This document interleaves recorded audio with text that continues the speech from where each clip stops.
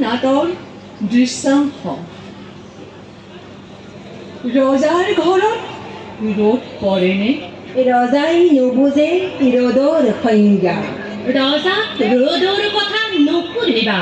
ৰ'দ পৰে প্ৰজাৰ ঘৰতহে, কমলা বুলিয়া হৈ বেৰৰ জলঙাৰে পুৱাই সোমাই আহে ৰ'দ। থিয় দুপৰীয়া অঙঠা ভুলীয়া হৈ মূৰত বহি দগমগাই উঠে ৰ'দ।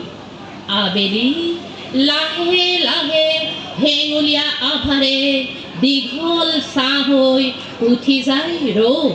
ৰ'দে দি যায় জীৱনৰ অন্য এক ৰঙৰ অভিধান। ৰজাৰ ঘৰত বৰষুণ পৰেনে? ৰজাই নুবুজে বৰষুণৰ সংজ্ঞা। ৰজাক বৰষুণৰ কথাও নুসুধিবা। বৰষুণ পৰে প্ৰজাৰ ঘৰতহে, প্ৰজাৰ উৰুষা ছালেৰে চকুল হৈ সোমাই আহে বৰষুণ। জুৰুলি জুপুৰিকৈ কেৱল তিয়াই যায় প্ৰজাৰ শীৰ্ণ শৰীৰ।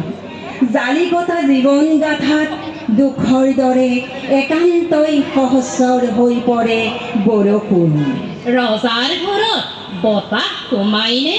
ৰজাৰ ঘৰত বতাহ চুপ থাকা, চুপ থাকা। ৰজাই ইচ্ছা কৰিলে বতাহক নচুৱাব পাৰে ধুমুহাৰ গতিৰে। যি ধুমুহা প্ৰজাৰ ঘৰ নতজান হৈ টচ নচ হ'ব পাৰে। তাৰ মানে ৰজাই কেৱল বতাহকে নচুৱাব পাৰে? হয় হয়, পাহাৰে ভৈয়ামে ৰজাই প্ৰজাক নাকত ধৰি চাকত ঘূৰাব পাৰে।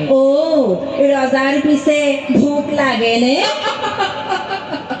ৰজাৰ ভোক নালাগে।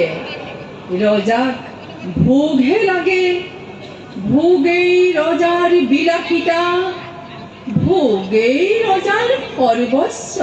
ভোক লাগে মাথো প্ৰজাৰহে, ভোকৰ সতে প্ৰজাৰ অজন্ম সম্পৰ্ক। ভোকৰ বাবে নীৰৱ প্ৰজা বিদ্ৰোহী হৈ পৰে। ভোকৰ বাবে শোষিত প্ৰজাই আত্মহত্যা কৰে। ভোকাতুৰ প্ৰজাৰ বাবে ৰজা চকু মুদা কুলি। কি তেনেহলে কাৰ বাবে এই ৰজা? ৰজাই ৰ'দৰ ৰং নাজানে, ৰজাই বৰষুণৰ ৰং নাজানে, ৰজাই ভোকৰ ৰং নাজানে। ধন্যবাদ।